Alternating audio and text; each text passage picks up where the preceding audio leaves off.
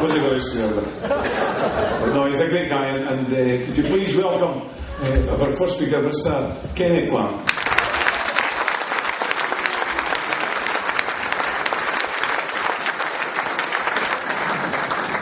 Thank you for that welcome. Thanks for the introduction, Jim. It's always great to hear an introduction that's witty, entertaining and informative. Maybe you can bear that in mind for the next time. Jim, of course, is a talented after-dinner speaker in his own right. He's now recognised as Scotland's first environmentally friendly after-dinner speaker. He recycles everyone else's material and turns it into shite.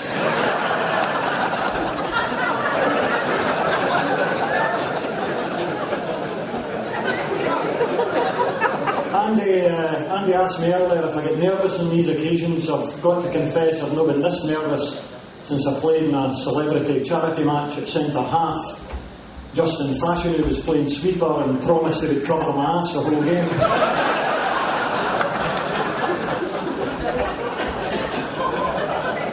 Jim, in that wonderful introduction, didn't do my career justice, so I'll fill in some of the blanks if I may. 15 years at Class 1, 13 years on the FIFA list, 2 Challenge Cup finals, 2 Scottish Cup finals, 2 League Cup finals, UEFA Under-16 final, UEFA Under-21 final, UEFA Cup, UEFA Champions League, 12 full internationals, and the Barcelona Olympics football tournament. Basically, you name it, I've made an arse of it. Now, can I pass on a couple of apologies? One I dare say you wouldn't be too sorry is missing tonight, Jimmy Calderwood. He's been captured by an antiques restorer who wants to know how you get an elephant's skin to stay that colour.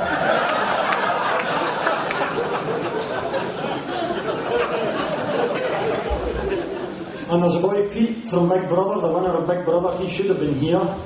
Those of you who don't know him, that's a guy who can't help but swear all the time. And he suffers from involuntary bodily movements, such as falling over for no apparent reason. He's away for signing talks with Hearts.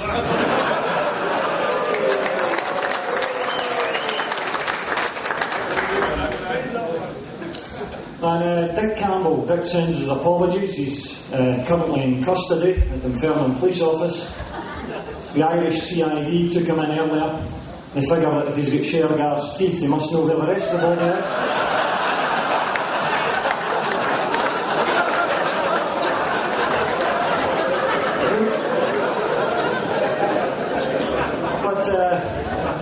Seriously, for a minute, it's my pleasure to be here to talk about a great career in football, a career that started with a guy who was a free-scoring striker in boys' club and juvenile football.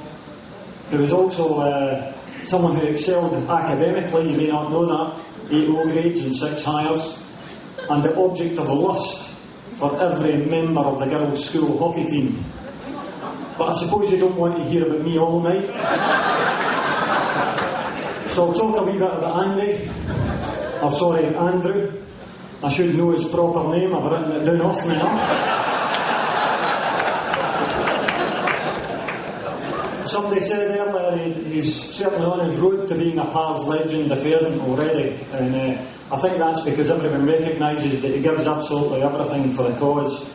I don't know how many times I've seen Andy getting carried off or helped off the park with blood pouring from him, and then he's reappeared all bandaged up and carried on. Only last week it was the same. He's probably shed more blood than a coach load of virgins on the 18 to 30 holiday.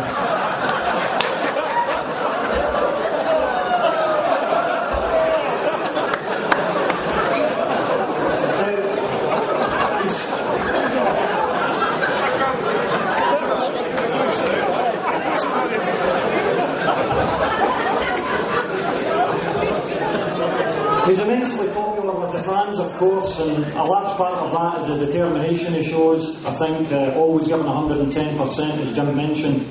Now, talking about being popular with the fans, I'm pretty popular myself at East End Park. I always get a particularly warm welcome off the ones in the Norrie McCarthy stand. And I had the pleasure last season of refereeing the game where Stephen Simmons was making his debut at East End Park. And Stephen had one or two problems at Tynecastle. He wasn't well got with the crowd there. And as we were coming off at half time, I happened to be walking beside Stephen.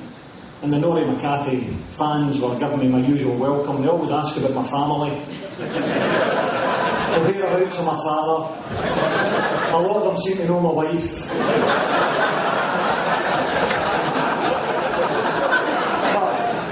But I turned to Stephen Simmons, who isn't the brightest bulb in the packet, and I said, it's not taking you long to become unpopular here, is it? And he looked at me, glacial like, and says, is that no you they're shouting at?